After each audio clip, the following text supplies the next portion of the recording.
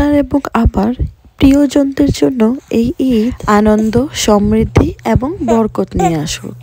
সবাইকে জানাই ঈদ মোবারক। আজ ছিল ঈদের চতুর্থ দিন এবং আমরা প্রিপারেশন নিয়েছিলাম ঈদ ফেস্টিভ্যালে যাওয়ার জন্য। আপনারা তো অলরেডি আমার ঈদের ব্লগ দেখেই ফেলেছেন। ঈদের দ্বিতীয় দিন এবং তৃতীয় দিন ছিল নিউজিল্যান্ডের এই ক্রাইস্টচার্চে টানা বৃষ্টি, তাই আমাদের এই অনুষ্ঠানটা চতুর্থ দিনেই রাখা হয় এবং ওই দিনটাতে ছিল পহেলা বৈশাখ। দুটো উৎসব যেন একসাথে একত্রিত হয়ে যায়। তো এই তো আমরা বাড়ি থেকে বেরিয়ে পড়লাম পরিবারের সবাইকে নিয়ে এবং বরাবরের মতো ঠিক নূরের বাবাই ড্রাইভ করছে এবং ওই দিনের ওয়েদারটা মাশাআল্লাহ ছিল দেখার মতো। ঈদের ফেস্টিভ্যালটি যেখানে আয়োজন করা হয়েছে সেটা ছিল নিউজিল্যান্ডের ক্রাইস্টচার্চের হ্যাগলি পার্কে। এটি বিশ্বের দ্বিতীয় বা তৃতীয় বিশাল বড় একটি পার্ক। অনেক সুন্দর লাগে সেই পার্কটি এবং ওইটি আমার বাড়ি থেকে প্রায় 10-12 মিনিটের ড্রাইভিং থাকে। তো অলরেডি আমরা এসেই পড়েছি। এই তো দেখতে পাচ্ছেন বা দূরে অনেক পাহাড়, এগুলো অলরেডি আমাদের ভ্রমণ হয়ে গেছে, হয়তো বা ভিডিওগুলো দেওয়া হয়নি। এবং এই তো ফাইনালি আপনাদেরকে দেখিয়ে দিচ্ছি, এখন যেহেতু অটাম সিজন, শরৎকাল নিউজিল্যান্ডে, তো এখন পাতা ঝরার দিন। এই যে যত গাছ দেখতে পাচ্ছেন এখন এই সবগুলো থেকে যেন পাতা ঝরে ঝরে নিচে পড়ছে। শিশির বা জন্য খুব সুন্দর লাগে দেখতে। এবং ঠিক যখন আপনার গ্রীষ্মকাল আসে তখন এই গাছগুলো থেকে নতুন করে পাতা গজায়, খুবই ভালো লাগে জানেন না দেখতে। আপনাদেরকে আমি একটু সামনে থেকে দেখাই, দেখুন মনে হয় যেন তুষারপাতের মতো পাতাগুলো ঝরে নিচে পড়ছে। ভিউগুলো না দেখতে খুবই ভালো লাগে, আমার কাছে তো খুবই ভালো লাগে। জানি না আপনাদের কাছে কার কীরকম লাগে। আপনাদের সাথে কথা বলতে বলতে চলে এলো পথটি। এই যে দূরে দেখুন, আমরা অলরেডি গাড়ি পার্কিং করে নামার প্রিপারেশন নিয়েছি। আমার ছোট বেবিটাকে মামনি এভাবে করেই সবসময় নিয়ে থাকে। যখন নূর ছোট ছিল ওকেও এভাবে নিত।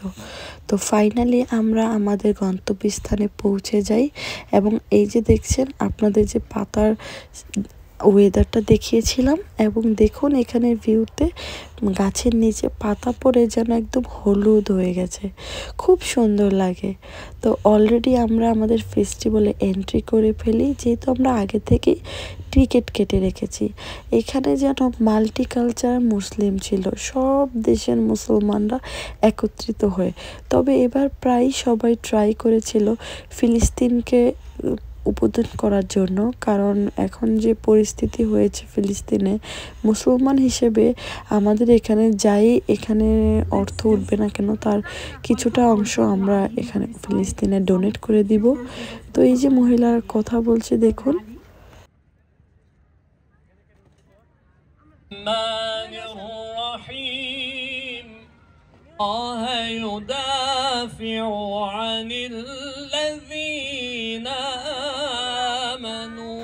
কখনো কি এমপিকে বা মন্ত্রীকে জনগণের সাথে সরাসরি কথা বলতে দেখেছেন? আমি তো আমার দেশে দেখিনি কখনো। এই যে দেখছেন নূরের সাথে লোকটি দাঁড়িয়ে, উনি প্রায় 2বারই নিউজিল্যান্ডের ক্রাইস্টচার্চ অলরেডি এমপিতে পাশ করেছিল খুব ভালো ভোটিংয়ে, বাট এবার উনি পাশ করতে পারেনি, তার অন্যজন পাশ করেছে। বাট তার সাথে নূরের খুবই খুবই ভালো সম্পর্ক এবং ও আমাকে অনেক আগে থেকেই চিনে। তো ওর সাথেও খুব সুন্দর দেখা হয়ে গেল, ও নূরের সাথে খুব সুন্দরভাবে মিশে কথাবার্তা বলছে এবং আমি কথাবার্তা শেষে চলে এলাম যেন বাকি স্টোরগুলোতে দেখতে। এখানে প্রায় অনেক দেশের মুসলিম লোকরা ছিল এবং অনেক দেশের মুসলিম লোকেরা স্টোর লাগিয়েছে। তো আমি একে একে প্রতিটি স্টোর দেখছিলাম যে আফগান, ফিলিপাইন, চাইনিজ, যারা মুসলিম ছিল, ইন্ডিয়ান, পর্তুগাল, সব ধরনের লোকরাই না এখানে ছিল। দেখুন দেখতে কতটা সুন্দর লাগছে এবং পরিবেশটা কতটা ভালো। আরেকটি কথা বলে নিই, এই যে গ্রিন কালারের ড্রেস আপ পরে রয়েছে এটা হলো আমার ছোট ভাই। ও এবার এই ঈদ ফেস্টিভ্যালে ও ভলেন্টিয়ারি জব করছে, বাট ও জব রেখে ওর ফ্রেন্ডসদের সাথে ও ফুটবল খেলায় মেতে উঠেছে। দিন শেষে চলে এলাম যেন বাকিটুকু ঘুরে একটি বিল্ডিংয়ের সেকশনে। ওইখানে এসে দেখলাম ঈদ ফেস্টিভ্যালের জন্য 2 জন মহিলা এখানে ওনারা নিয়োগ দিয়েছেন বেবিদেরকে আপনার ফেস আর্ট করার জন্য। এবং এইখানে দেখুন আমার মা তার বান্ধবীকে পেয়ে গেছে এবং তার সাথে কথা বলছে। তো নূর বসে পড়েছে এখানে। তো আমি এখানে একটু ক্যাপশন আপনাদেরকে দেখিয়ে দিই। দেখুন কি সুন্দর সুন্দর বেলুন ছিল। আর এই মহিলাটি খুবই ভালো এবং একে অনেক আগ থেকে আমরা চিনি। তো নূর সুন্দর করে ফেসটা আর্ট করার পরেই চলে এসেলো বাউন্সিং ক্যাসেলে, কারণ নূর বাউন্সিং ক্যাসেল খুব পছন্দ করে। এই ফেস্টিভ্যালে আপনার ছোটদেরকে আনন্দ দেওয়ার জন্য এই বাউন্সিং ক্যাসেলগুলো ওরা এখানে রেখেছে। তো নূর খুব আনন্দ করছিল। আর এই সত্যি কথা বলতে কি, এখন বর্তমানে বাচ্চাদের আনন্দ দেখতেই না সবচেয়ে বেশি ভালো লাগে। তো দেখুন নূর কতটা এনজয় করছে।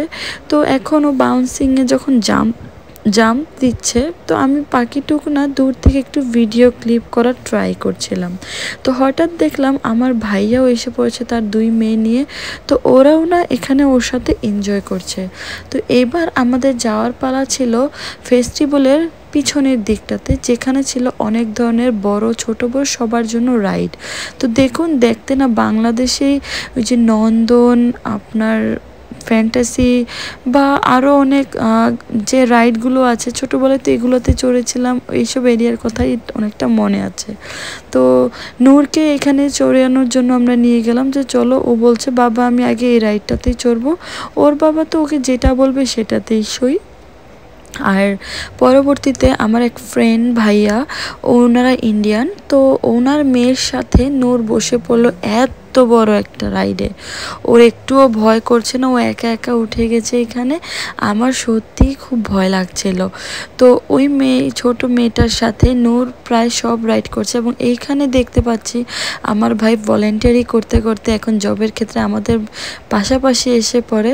তো এই তো ভাই আমার মাশাআল্লাহ অনেক বড় হয়ে গেছে।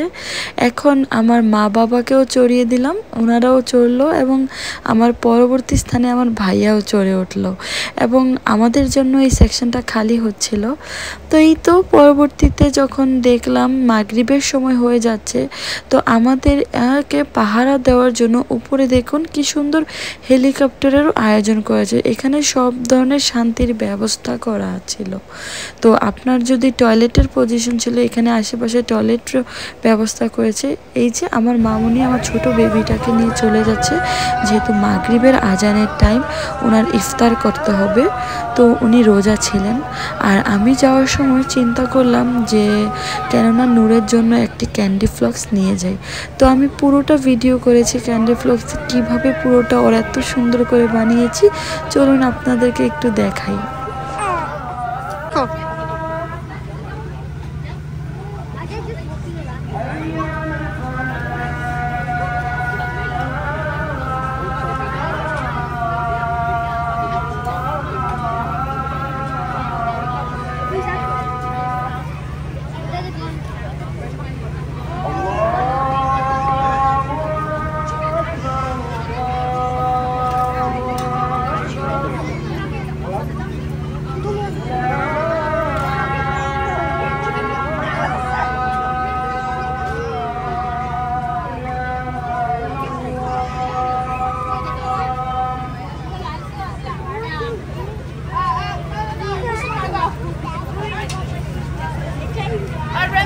ক্যান্ডি ফ্লক্স বানানো শেষে এসেই দেখি আমার বাবা তার নাতি এবং নাতনিকে নিয়ে এখানে বেলুন, যারা বেলুন দিয়ে অনেক ধরনের ট্যাটু বা পুতুল বানিয়ে থাকে বা অনেক ধরনের ডিজাইন কিছু বানিয়ে থাকে, তাদের ওখানে দাঁড়িয়ে আছে।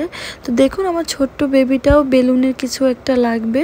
তো বাবা ওকে লাল আর হলুদের কম্বিনেশনে একটি কুকুর বানিয়ে দেয় এবং এতেই ওর খুব পছন্দ হয়ে যায়। এবং নূর বানিয়েছিল একটি মাথার তাজ। তো দেখুন ছোট্ট মানুষ, তারপরও বেলুনের প্রতি কতটা আকৃষ্ট এবং দেখতে কতটা না সুন্দর লাগছিল। তো ঈদ ফেস্টিভ্যালে আনন্দ করতে না সত্যি খুব ভালো লাগছিল। ঈদ বলে কথা, ঈদ মানে আনন্দ, সত্যি না অনেক ভালো লাগে। এবং পরিবারের সাথে বাহিরের দেশে ঈদ কাটানোটা এটা একটি ভাগ্যের ব্যাপার বলেই মনে করি। হয়তো বা আমার লাক খুব ভালো এবং আমি খুব ভাগ্যবান যে আমার পুরো পরিবার নিয়ে আমি একসাথে ঈদ পালন করতে পারি। সবাই আমাদের জন্য এই ক্ষেত্রে দোয়া করবেন যাতে সব সময় আমাদের এই মিলটা থাকে এবং আমরা হাসি খুশিভাবে ঈদটা উদযাপন করতে পারি। তো দেখুন কি সুন্দর একটা কিউট। দিন শেষে রাত্র ঘনিয়ে আসছে, তারপরেও ঈদের আয় শেষ হচ্ছে না। ওই যে দূরে দেখা যাচ্ছে রাইডের লাইটও চলছে এখনও। তো বিশাল জায়গায় অ্যারেঞ্জমেন্ট করেছে এবং রাত্র হতে হতে আমাদের খুব খিদে পেয়ে যায়।